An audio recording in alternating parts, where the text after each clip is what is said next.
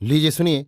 सूर्यकांत त्रिपाठी निराला के लिखे उपन्यास महाभारत का 8वां भाग कर्ण पर्व, मेरी यानी समीर गोस्वामी की आवाज में। सेनापति कर्ण। महान तेजस्वी महारथी आचार्य द्रोण कौरवों के लिए 5 दिन तक घोर युद्ध करके धराशायी हुए। कौरव दल में शोक के बादल उमड़ आए। सेना और सेनापतियों के आंसुओं की झड़ी लग गई। पांडव भी आचार्य के निधन से रोए।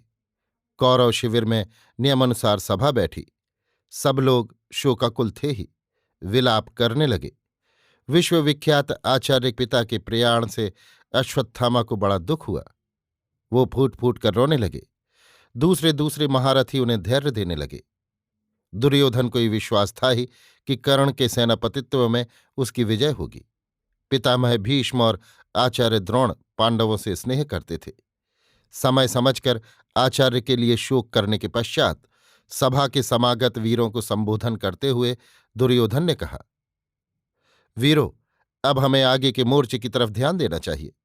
आचार्य के निधन से पांडवों में बड़ा हर्ष छाया हुआ है। हमें इसका जवाब देना चाहिए। इसका जवाब अर्जुन का निधन है। हमें पूर्ण विश्वास है कि इस कार्य को हमारे मित्र अंगराज महारथ कर्ण पूरा कर सकते हैं। उनके समक्ष योद्धा इस पृथ्वी मंडल में दूसरा नहीं। मेरा विचार है, अब कल से महाबल कर्ण कौरवों की सेना का सेनापतित्व करे। शल्य, कृपाचार्य और अश्वत्थामा आदि वीरों ने एक वाक्य से कर्ण का सेनापतित्व स्वीकार किया। तदनंतर कर्ण को महाराज दुर्योधन ने सेनापति के पद पर बड़े समारोह से रोचना तिलक लगाकर माला पहनाकर वरण किया। कर्ण ने नियमानुसार प्रतिज्ञा की कि वे अपने मित्र परमोदार महाराज दुर्योधन के लिए पूरी शक्ति से पांडवों पर आक्रमण करेंगे। दुर्योधन प्रसन्न चित्त से अपने शिविर को आराम करने के लिए चला। दूसरे दूसरे सभ्य महारथी भी उठे। सुबह कर्ण के सिर सेनापतित्व का मुकुट बंधा। सारी सेना आनंद से उत्फुल्ल हो उठी। सूर्य की किरणें कर्ण के मुकुट पर पड़ी। मुकुट चमक उठा। शंख बजाकर कर्ण ने सेना निवेश शुरू किया। अपनी सेना का उन्होंने मकर व्यूह बनाया। व्यूह के मुख के पास कर्ण खुद रहे। आंखों की जगह शकुनी और उलूक, सिर पर महारथ अश्वत्थामा, कमर की रक्षा का भार दुर्योधन और उनके भाइयों पर। नारायणी सेना लेकर एक तरफ कृतवर्मा, दूसरी तरफ मद्रराज शल्य और तिगर्तराज, कृपाचार्य बीच में। इस तरह व्यूह की रक्षा करते हुए वे बढ़े।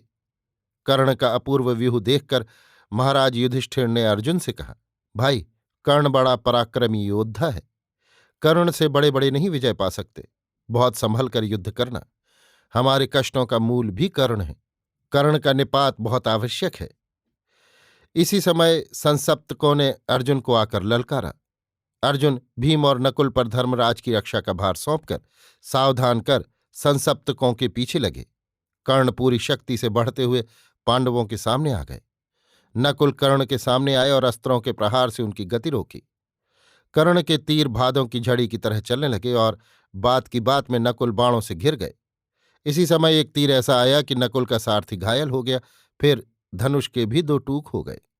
इस बीच कर्ण रथ बढ़ाकर नकुल के पास आ गए और रथ पर बढ़कर खड़े होकर धनुष का डंडा नकुल के गले में डाल दिया। चाहते तो नकुल का वध कर सकते थे, परंतु माता कुंती की प्रार्थना याद कर फिर बोले नहीं। कोई कौरव देख न ले, इस विचार से चुपचाप रथ पर बैठकर दूसरी ओर बढ़े। महावीर कर्ण की मारों से पांडव सेना के पैर उखड़ गए। सेना इधर उधर भागने लगी। भीमसेन पराक्रम से लोहा ले रहे थे, पर कर्ण की चोटों के सामने किसी की न चलती थी। अर्जुन को संसप्तकों से लड़ते देर हुई देखकर कृष्ण ने कहा, पार्थ, अभी तक तुम इन्हें परास्त नहीं कर सके। कर्ण का सामना कब करोगे? तुम्हारे सिवा पांडवों में कर्ण का मुकाबला करे ऐसा कोई नहीं। भीमसेन का सिंहनाद नहीं सुन पड़ रहा। जरूर पांडव विपत्ति में है। धर्मराज का न जाने क्या हाल है। कृष्ण की बात से अर्जुन जोश में आए और संसप्तकों पर अव्यर्थ संधान करने लगे। क्रुद्ध अर्जुन की चोटों से आंधी के आमों की तरह संसप्तकों की सेना धराशायी होने लगी। देखते देखते पृथ्वी रुंडमुंडों से पट गई। महावीर अर्जुन साक्षात इंद्र की तरह संसप्तकों से लड़ रहे थे। कुछ ही देर में बचे हुए संसप्तक जान लेकर भाग गए। कृष्ण ने पांडव सेना की ओर रथ बढ़ाया। रास्ते में दुर्योधन ने रथ की गति रोकी। उनके कई सहायक थे। सबने घेर कर एक साथ अर्जुन पर बाण वर्षा शुरू कर दी। पर अर्जुन उस समय प्रलय के सूर्य के समान तप रहे थे। उन्होंने एक साथ दुर्योधन और उनके सहायकों का सामना किया और क्षण भर में दुर्योधन को विरथ और बाणों से विद्ध करके युद्ध में परांगमुख कर दिया। सहायक दुर्योधन को लेकर भाग गए। अब संध्या हो गई थी, इसलिए आज का युद्ध स्थगित हुआ। दोनों ओर के सेनापति अपनी अपनी सेना शिविर के लिए फेरने लगे। शल्य का सारथ्य। पिछले दिनों की तरह कौरवों के शिविर में सभा बैठी। कर्ण के युद्ध से दुर्योधन को बहुत प्रसन्नता थी। उन्होंने अपनी आंखों देखा था कर्ण पांडवों की सेना का अबाध गति से संहार कर रहे हैं। उन्हें विश्वास था कर्ण द्वारा पांडवों पर उनकी विजय होगी। उन्होंने गर्व के साथ अपने मित्र की प्रशंसा की। कर्ण ने कहा, महाराज, मैं यथाशक्ति आपके लिए युद्ध कर रहा हूं, परंतु कई असुविधाएं हैं। अर्जुन के पास युद्ध के सभी अच्छे उपकरण हैं। उनका रथ पहाड़ सा बड़ा है, उसमें अस्त्र शस्त्र बहुत अटते हैं। अर्जुन के घोड़े बहुत तेज हैं, सारथी भी कृष्ण। उनका गांडीव धनुष संसार में अद्वितीय है। उनका तूणीर अक्षय है। उनके अस्त्र दिव्य हैं ही। ऐसी अनेक सुविधाएं अर्जुन को प्राप्त हैं। हमारे पास इनका एक अंग भी पूरा नहीं, फिर भी हमें एक अच्छे सारथी की आवश्यकता है। सुना है महाराज शल्य इस विद्या में सिद्धहस्त हैं। यदि आप उन्हें मेरा रथ चलाने की आज्ञा करें तो युद्ध में आशानुरूप फल हो सकता है। कर्ण की बात सुनकर दुर्योधन बहुत प्रसन्न हुए और मद्रराज से कहा, मामा, हमारे संकट के समय आप सहायता दीजिए। आप कर्ण का सारथ्य स्वीकार कीजिए। शल्य ने कहा, वत्स दुर्योधन, हमें तुम गधे पर चढ़ाओगे तो तुम्हारे लिए हम गधे पर चढ़ने को भी तैयार हैं। लेकिन एक बात है, उसे मेरा दोष ही समझो। मेरी जबान मेरे वश में नहीं रहती। महारथ कर्ण मेरी बात से नाराज होकर कहीं आत्महत्या न कर बैठे, यही मुझे भय है। सभा हंसने लगी। दुर्योधन और कर्ण झेंपे। शल्य एकटक कर्ण को देखते रहे। संभल कर दुर्योधन ने कहा, कहने के लिए आप जो चाहें कह सकते हैं। आप मामा हैं, अंगराज कर्ण ये जानते हैं। शल्य ने कर्ण का सारथ्य स्वीकार कर लिया। प्रातःकाल महारथी कर्ण के रथ पर सारथी शल्य को देखकर कौरव हर्ष से जय जयकार करने लगे। कर्ण ने कहा, शल्य, आज तुम मेरा समर देखोगे। शल्य ने कहा, अभी ही देख रहा हूं, जबकि रथ दक्षिण की ओर जा रहा है। कर्ण ने कहा, जब आ पड़ती है तब शुभ और अशुभ रखा रह जाता है। शल्य, आज निश्चित रूप से हमारी विजय होगी। शल्य ने उत्तर दिया, हंस और कौवे वाली होगी। ये कथा कर्ण की सुनी न थी। उन्होंने पूछा, हंस और कौवे वाली क्या? शल्य ने कहा, हंस समुद्र के पार उड़कर मोती चुगने जाते थे, चुगकर फिर उड़कर इस पार लौट आते थे। इस पार हंसों के घोंसले के पास एक डाल पर एक कौवा रहता था। उसने हंसों से पूछा, भाई तुम लोग कहाँ जाते हो? हंसों ने कहा, हम सागर के उस पार जाते हैं, वहां मोती चुगते हैं, फिर लौट आते हैं। कौवे ने कहा, आज हमें भी ले चलो। हंसों ने कहा, तुम उड़ ना पाओगे, बहुत दूर जाना है। कौवे ने कहा, हाँ, मैं सबको उड़ा ले चलूंगा। एक हंस ने कहा, चलो, अपना क्या बिगड़ता है। अस्तु, कौवा साथ उड़ा। एक पहर उड़ने के बाद वो थका, पंख ढीले पड़े तो पुकार कर कहा, भाइयों बचाओ, नहीं तो गिरकर डूबता हूं। हंसों ने कहा, पहले तुम्हें मना किया था तब नहीं माने। यहां बैठकर आराम करने को वृक्षलता थोड़े ही है। एक हंस ने कहा, डूबने दो। दूसरे ने कहा, नहीं, बचाओ इसे, आज की चुगाई ना सही। सब हंस इकट्ठे हुए और एक एक करके कुल हंस कौवे को पीठ पर चढ़ाए उड़ते हुए इस पार आने लगे। बहुत मुश्किल से पार आए, लेकिन कौवे की जान बचा ली। उस दिन फिर समुद्र पार जाना नहीं हुआ। कौवे को डाल पर बैठाकर उस दिन सब वैसे ही रह गए। कथा सुनकर कर्ण को बड़ा क्रोध आया, पर शल्य पहले ही कह चुके थे, इसलिए कुछ बोले नहीं। सामने पांडवों की सेना खड़ी ललकार रही थी। कर्ण ने कहा, शल्य, आज तुम सही सही युद्ध देखोगे। पांडवों की इतनी विशाल सेना मैं बात की बात में विडार दूंगा। आज अर्जुन के बड़े भाग होंगे, तभी वो बचेंगे। तुम देखोगे, मैं जो कुछ कहता हूं करता हूं। शल्य ने कहा, आज तक देखता रहा, पहले सुन चुका हूं। तुम जितना कहते हो मुश्किल से उसका 10वां हिस्सा कर पाते हो। कर्ण, इन प्यादों को तुम भले ही मार लो, पर अर्जुन का मुकाबला होने पर तुम जरूर मुझसे रथ भगा ले चलने के लिए कहोगे। अपने सिर पर तो कलंक का टीका लगाओगे ही, मुझे भी बदनाम करोगे। इसी समय पांडव पक्ष के अर्जुन सामने आए। युधिष्ठिर ने उन्हें देखकर सरल स्नेह स्वर से कहा, भाई, कर्ण ने आज बड़े विकट व्यूह की योजना की है। कर्ण को देखकर मुझे न जाने क्यों भय होता है। बहुत जल्द तुम कर्ण का विनाश करो। धर्मराज को प्रणाम कर अर्जुन आगे बढ़े। नंदी घोष रथ को बढ़ता हुआ देखकर शल्य ने कर्ण से कहा, देखो कर्ण, महारथ अर्जुन तुम्हारे सामने आ रहे हैं। कर्ण ने कहा, शल्य मैं तैयार हूं, लेकिन वो देखो, हमारी सेना का व्यूह भेद कर अर्जुन का रथ निकल नहीं पा रहा है। कहकर कर्ण हंसे, बोले, अब पहर भर की छुट्टी है। अर्जुन को मालूम हो गया होगा कि व्यूह इस तरह बनाया जाता है। मैंने अर्जुन की गतिविधि देखकर ऐसी जगह संसप्तकों को रखा है कि अर्जुन समझेंगे। कहते कहते कर्ण की दृष्टि दूसरी तरफ गई। महावीर भीमसेन आज अग्रणी थे। उनकी चोटों से कौरवों की सेना विकल थी। कितने ही शूर और सामंत प्राण दे चुके थे। कर्ण ने शल्य से भीम का सामना करने के लिए कहा। शल्य वायु वेग से रथ भीम के पास ले गए।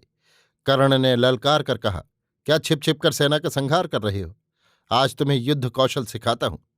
कहकर भीम पर कई तेज तीर मारे। भीम ने शीघ्रता से कर्ण के तीर काट दिए और एक बाण धनुष पर चढ़ाकर कानों तक धनुष खींचकर कर्ण पर छोड़ा। भीम का आज का लक्ष्य अव्यर्थ था और पौरुष अपराजेय। तीर पहाड़ को फोड़ने वाला था। कर्ण ने काटने की भरसक कोशिश की, लेकिन कुछ फल न हुआ। तीर कवच भेद कर पूरी तरह चुभ गया, जिससे कर्ण को मूर्छा आ गई। कर्ण को बेहोश देखकर शल्य रथ भगा ले गए। दुशासन वध। भीम अबाध गति से कौरवों की सेना का संहार करने लगे। आज भीम की गति का रोध करे ऐसा कौरवों में कोई न था।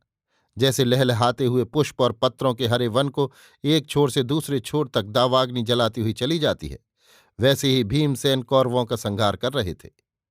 भीषण वर्षा का जल जिस तरह रोका नहीं जाता, तमाम भूमि को डुबाता हुआ बेरोक टोक बहता जाता है, उसी तरह भीम की शक्ति का मुकाबला कोई नहीं कर सका। दुर्योधन को सेना की रक्षा के लिए बड़ी चिंता हुई। पास ही दुशासन को खड़ा देखकर उन्होंने कहा, भाई, भीम आज अमित विक्रम से सेना का संहार कर रहा है। तुम भीम की गति रोको और उसका प्राणांत कर मुझे संतोष दो। दुर्योधन की आज्ञा शिरोधार्य कर दुशासन भीम के सामने आए और ललकार कर बोले, भीम, कायर की तरह क्या सेना का नाश कर रहे हो? आ जाओ, हमारा तुम्हारा फैसला हो जाए। ये कहकर दुशासन गदा लेकर मैदान में कूद कर आ गए। उन्हें देखकर भीम ने भी गदा संभाली और हंसकर कहा, अंध पिता के अंध पुत्र, तुम्हारी खोज में मैं बहुत दिनों से था। बराबर तुम अपने रक्षकों से बचते रहे। आज तुम्हारा अंतिम समय आ गया है। तैयार हो जाओ। दोनों मतवाले हाथी की तरह भिड़ गए। दुशासन और भीम का गदा युद्ध देखने लायक हुआ। तमाम सेना दोनों वीरों के दांव पेच देखने लगी। दुशासन फुर्त थे, कई वार भीम पर किए, परंतु महाबली भीम ने उनके कुल वार रोके। मंडलाकार घूमते, वार करते, बचाते, झेलते काफी देर हो गई। दोनों एक दूसरे के प्राण लेने पर तुले थे। दोनों कुछ कुछ थक आए। इसी समय भीम को अपनी प्रतिज्ञा याद आई। वो पूरी शक्ति से दुशासन पर प्रहार करने लगे। दुशासन थक गए थे, प्रहार झेलते झेलते बेदम हो गए। इसी समय भीम ने उनके सिर पर गदा मारी। दुशासन ने वार बचाया, पर हाथ ढीले पड़ गए। वार नहीं झिला। सिर पर चोट आई। वो वहीं बेहोश होकर गिर गए। उनके गिरते ही कौरवों में हाहाकार मच गया। भीम गिरे हुए दुशासन के पास पहुंचे और उनकी छाती फाड़कर उनका खून पीने लगे। भीम का ये कृत्य और भयंकर मूर्ति देखकर कौरवों की सेना डरकर भागने लगी। भीम का रूप उस समय राक्षस जैसा डरावना हो रहा था। दुशासन का रुधिर पान कर भीम मत्त होकर विचरण करने लगे। उनके सामने से सेना भय खाकर भागने लगी। युधिष्ठिर का भागना। इसी समय कर्ण की मूर्छा टूटी। उन्हें मालूम हुआ कि भीम ने दुशासन का वध किया। सुनकर बड़ा क्रोध हुआ। अभी तक संध्या नहीं हुई थी। वो रथ पर बैठकर फिर मैदान में आए। उन्हें देखकर कौरवों की जान में जान आई। अपने सेनापति के साथ पांडवों पर टूटे। अर्जुन अभी तक संसप्तकों से निपट नहीं सके थे। उनका पूरा पूरा विनाश करने पर तुले थे कि कर्ण ने रथ बढ़ाकर युधिष्ठिर को आ घेरा। नकुल कुछ देर लड़े, पर कर्ण ने उन्हें बात की बात में घायल कर दिया। फिर युधिष्ठिर से लड़ने लगे। कर्ण के मुकाबले के लिए पांडवों में अर्जुन के सिवा दूसरा वीर न था। युधिष्ठिर कुछ देर तो लड़े, पर बाद को विवश हो गए। कर्ण की तेज चोटों से उनका शरीर जर्जर हो गया। सारथी पकड़े जाने के भय से उनका रथ भगा ले गया। कर्ण अप्रतिभ वेग से पांडवों की सेना का संहार कर रहे थे। अर्जुन अब तक संसप्तकों से लड़ रहे थे। उनका संहार कर वो अपनी सेना को देखने के लिए बढ़े। उन्हें ये भी याद आया कि कहीं धर्मराज पकड़ न लिए गए हों। सेना में आने पर उन्हें मालूम हुआ कर्ण ने युद्ध में युधिष्ठिर का बड़ा अपमान किया है, उन्हें तीरों से जर्जर कर दिया है। अब तक वो पकड़ भी लिए गए होते, लेकिन सारथी रथ भगाकर उन्हें शिविर में ले गया है। ये खबर मिलने पर अर्जुन को धैर्य हुआ। उन्होंने कृष्ण से कहा, सखा, पहले मैं धर्मराज को देखना चाहता हूं। उनकी हालत समझकर कर्ण से समर करूंगा। कृष्ण शिविर की ओर रथ ले गए। नंदी घोष रथ पांडव शिविर की ओर बढ़ा। महाराज युधिष्ठिर बिस्तर पर पड़े कराह रहे थे। कर्ण के प्रहारों से अंग अंग जर्जर हो गया था। कृष्ण और अर्जुन सशंकित से शिविर के भीतर गए। देखा, राजवैद्य बैठे हुए धर्मराज युधिष्ठिर की मरहम पट्टी कर रहे हैं। युधिष्ठिर पीड़ा से छटपटा रहे हैं। कृष्ण और अर्जुन ने धर्मराज युधिष्ठिर को प्रणाम किया। इन्हें देखकर दर्द से भरे रुंधे कंठ से युधिष्ठिर ने पूछा, कृष्ण, अर्जुन, तुम लोग सकुशल तो लौटे? हमें बड़ा हर्ष है कि बिना एक तीर चुभे तुमने कर्ण का संहार किया। सेना विपत्ति से बच गई। कर्ण बड़ा निर्दय और क्रूर था। वो सदा कौरवों के आगे रहता था और पांडवों की सेना का विनाश करता था। हमारी जो दुर्दशा भीष्म, द्रोण, कृप और अश्वत्थामा से नहीं हुई, वो आज कर्ण ने की। हम केवल मृत्यु के घर से लौटे हैं, यहां भाग कर प्राण बचाकर आए हैं। युधिष्ठिर की बातें अर्जुन को बहुत ही अपमानजनक मालूम दी। उन्होंने म्यान से तलवार खींच ली। देखकर घबराकर कृष्ण ने अर्जुन का हाथ पकड़ लिया, कहा, पार्थ, ये बहुत बड़ा अनर्थ है। तुम्हारी विचार शक्ति जाती रही, ये बड़े दुख की बात है। तुम धर्मराज पर हाथ उठा रहे हो। इस तरह तुम्हारी पुण्य शक्ति क्षीण हो जाएगी, फिर शत्रु पर तुम विजय न प्राप्त कर सकोगे। माधव, अर्जुन ने कहा, हम क्षत्रिय हैं। हमारे अस्त्र को धिक्कार देने पर हम नहीं बर्दाश्त कर सकते। हमारा कसूर कुछ होता तो कोई बात न थी। तुम्हें अच्छी तरह मालूम है, यहां आने का मतलब केवल धर्मराज को देखना था। इस हित में धर्मराज का ये अहित वचन किस तरह सहे हो? भाई, कृष्ण ने कहा, धर्मराज की भर्त्सना में भी स्नेह था। तुमने ख्याल नहीं किया। उन्हें कर्ण से युद्ध करते सख्त चोट पहुंची है, इसीलिए ऐसी बातें तुम्हें कहीं। तुम्हारे जैसे वीर भाई के रहते उनकी ये दशा हो, उन्हें दुख पहुंचे, ये उन्हें वांछनीय नहीं। और ये किसी प्रकार की भर्त्सना नहीं, बल्कि अकृत्रिम स्नेह है। अर्जुन को बिगड़ा हुआ देखकर युधिष्ठिर ने कहा, मैं कायर हूं जो समर क्षेत्र से भाग आया। मैं हतभाग्य हूं जो मेरे कारण मेरे परिवार को दुख पहुंचा। मैं अधार्मिक हूं क्योंकि मेरे ही कारण मेरे कुल कुटुंबियों का नाश हुआ। अर्जुन, तुम वीर हो, पुरुषार्थी हो, तुम्हारा सभी साथ देते हैं। मैंने बड़ा बुरा कर्म किया जो तुम्हें मंद वचन कहा, तुम मुझे क्षमा करो। बड़े भाई की ये दीनता देखकर, उनके विनीत शब्द सुनकर अर्जुन वहीं गड़ गए। दुखी होकर बोले, महाराज, मैंने बड़ा भारी अपराध किया है, मुझे क्षमा करें।